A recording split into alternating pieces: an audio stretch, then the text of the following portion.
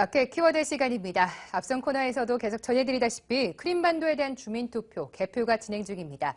우리 시각으로 밤이면은 개표 결과를 알 수 있는데 사실 결과는 우리가 모두 알고 있지 않습니까? 투표 결과보다는 향후의 대응 방안이 좀 더 중요한 상황인 것 같습니다. 김종일 전문위원과 관련 이슈 내용 짚어보도록 하겠습니다. 안녕하십니까? 안녕하십니까? 네, 우선 시장에 대한 영향부터 분석을 해봐야 될 것 같네요. 네, 일단 가장 중요한 것은 지난 주말에 이 선거가 있기 이전에 과연 어떠한 흐름이 있었는지부터 짚어볼 필요가 있는데요. 실제로 금융시장의 반응은 그렇게 크지 않았습니다. 대부분의 주가 지수는 약보합권, 보합권에 머무는 양상을 보였고요.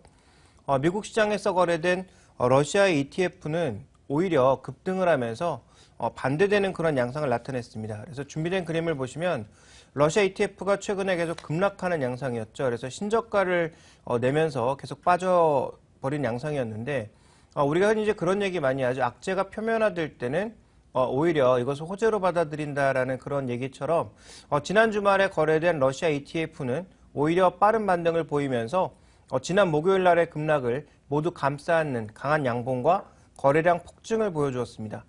그렇지만 이러한 흐름이 과연 의미 있는 시장의 변화로 다가가는 것이냐는 전체적인 추세로 봤을 때는 아직 미지수라고 보여지고 있고요. 또한 금융시장의 전체적인 반응이 러시아가 미리 반응한 것처럼 긍정적으로 반응할지 여부도 아직까지는 좀 더 살펴봐야 될 거라고 보고 있습니다. 그 다음 우리가 또 하나 지켜봐야 될 것은 이 러시아와 최근에 서방의 갈등이 크림반도로 표면화되고 있는 것을 결국은 원자재 가격을 놓고 헤게모니의 싸움을 벌이고 있는 거다. 이런 얘기가 많이 나오고 있죠. 준비된 그림을 보시면 그런데 천연가스 가격은 오히려 지난 1, 2월 달에 고점을 기록한 이후 현재 구간에선 탄력이 크게 둔화되고 있는 양상입니다. 이렇게 천연가스 가격이 오히려 약세를 보여주고 있는 결정적인 이유는 최근에 미국의 전반적인 이 한파가 이제 빠르게 줄어들고 있기 때문인데요. 또 하나 이제 얘기가 나오고 있는 것은 뭐냐면 미국이 결국은 러시아와 이 서유럽 간의 갈등을 해결하기 위해서 미국의 셰일가스를 유럽에 수출하는 그런 단계로 가게 될 것이다. 그러면서 러시아의 영향력이 급격하게 줄어들고 그렇다면 이 크림반도를 둘러싼 분쟁은 의외로 쉽사리 줄어들 수도 있다. 이런 분석들도 나오고 있습니다. 그래서 현재 우리가 좀 중요하게 봐야 되는 것은 다른 그 어느 국가보다는 러시아를 둘러싼 우크라이나와 관련된 금융시장의 흐름을 살펴봐야 될 것 같고요. 두 번째로는 천연가스 가격과 같은 원자재 가격이 얼마만큼 민감하게 움직이는지가 핵심이 아닌가라고 보여집니다. 여전히 러시아와 우크라이나 증시가 흔들리고요. 천연가스 가격은 오르고 또 우크라이나가 대표적인 곡창지대죠. 그래서 이쪽에 전반적인 곡물 가격을 자극시키는 모습을 지속적으로 보여준다면 금융시장의 변동성은 남아있다고 봐야 될 것 같고요. 이것을 전반적으로 눌러앉는 가장 중요한 이슈는 미국이 과연 얼마만큼 빠르게 천연가스를 유럽으로 수출할 것인가 이 부분을 지켜봐야 될 것 같습니다. 네, 크림반도 이슈가 의외로 쉽게 진정이 될 수도 있다 이런 가능성 보여주셨지만 그건 의외의 가능성일 것 같고요. 오히려 러시아나 우크라이나 중심에서 그치지 않고 훨씬 더 크게 확산이 될 것 같습니다. 확산이 된다면 어느 정도까지 저희가 우려감을 나타내봐야 될까요? 일단 주변 국가로의 확산 가능성을 좀 짚어봐야 될 텐데요. 일단 그 가능성은 그렇게 높지 않다라고 봐야 될 것 같습니다. 네. 왜 그러냐면 최근에 지금 동유럽 경기에 있어서 바로 이제 러시아 옆에 있는 국가들, 과거에 소련이라고 하는 그 연방 체제에 들어와 있는 국가들은 러시아 영향을 많이 받고 있습니다만 그 외 여타 동유럽 국가들은 오히려 서유럽 국가들 경기에 더 많은 영향을 받고 있기 때문입니다. 준비된 그림을 보시면 대표적인 동유럽 국가인 헝가리나 폴란드의 경기 기대 지수가 유로존과 동일하게 흘러가고 있는 상황인데요.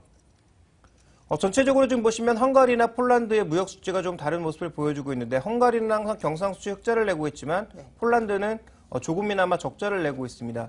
그 차이가 어디서 나오고 있냐면 실제로 두 나라의 산업 구조에서 나오고 있는데 헝가리 같은 경우에는 독일에서 만들어야 될 기계 같은 것들을 굉장히 많이 헝가리에서 만들어내면서 무역 흑자가 나고 있는데요.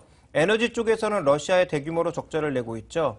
반대로 폴란드 같은 경우에는 기계류라든지 이런 쪽은 별로 많지가 않고 오히려 음식료 쪽이 좀 더 많다라고 봐야 될 것 같습니다. 그래서 전체적으로 에너지에 나는 적자는 똑같은데 헝가리 같은 경우에는 기계류와 같은 그래도 첨단 기술 상품에 비교적 많은 수출이 있기 때문에 경상수지 적자 정도에서는 좀 차이를 보여주고 있어서 이러한 부분들이 부담이 되고 있는 것은 사실이다. 그래서 러시아와 관련된 천연가스 가격이 급등하게 되면 분명히 이들 국가도 부담을 받는 것은 사실이다라고 봐야 될 것 같습니다만 전체 국가별 무역 비중을 보시면 독일과 프랑스, 이탈리아와 같은 이 서유럽 국가들이 절대적이다라는 거죠. 러시아의 비중은 상대적으로 낮다라는 것입니다.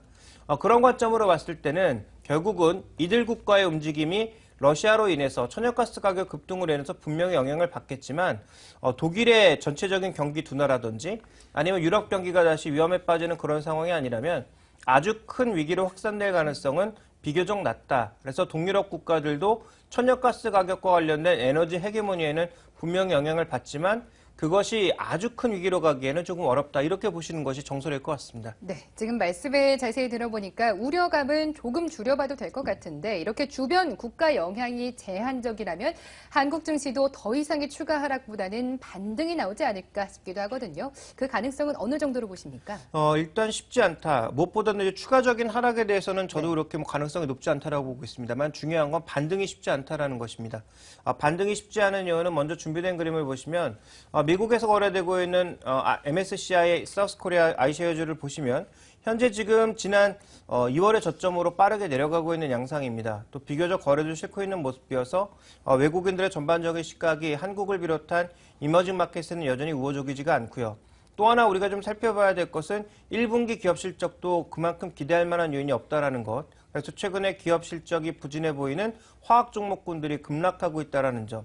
또 하나 살펴봐야 될 것은 그동안 환율을 기준으로 인해서 원화의 강세로 인해서 적어도 외환 가능성을 보면서 투자하는 그 외국인들이 있었는데 이들에게는 이제 환율 매력도도 떨어졌다라는 거죠. 그래서 우리나라를 사고자 했던 사람들이 이익 기준으로 봤을 때도 그렇게 매력적이지가 않고 또 전체적인 펀드 플로우로 봤을 때도 최근에 한국으로 돈이 들어오는 것은 아니고요.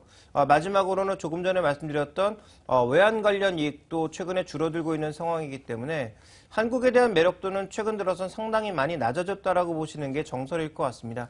자, 그런 관점에서 외국인들이 사고 있는 종목이 정말 제한적이니까 그런 종목으로 최대한 포트폴리오를 압축하는 전략이 필요하지 않을까 이렇게 판단하고 있습니다. 네, 외국인 매수하는 종목이 굉장히 얕다고 하셨습니다. 몇 종목 안 될 것 같은데 어떤 종목군들일까요? 대표적으로 외국인들이 사고 있는 종목군들은 최근 들어서 IT 종목 중에서 SK하이닉스를 샀다 팔았다 정도로 좀 반복하고 있고요. 네. 그다음에 한국전력과 같은 방어적인 성격의 종목군들도 꾸준히 사고 있는 모습이고요.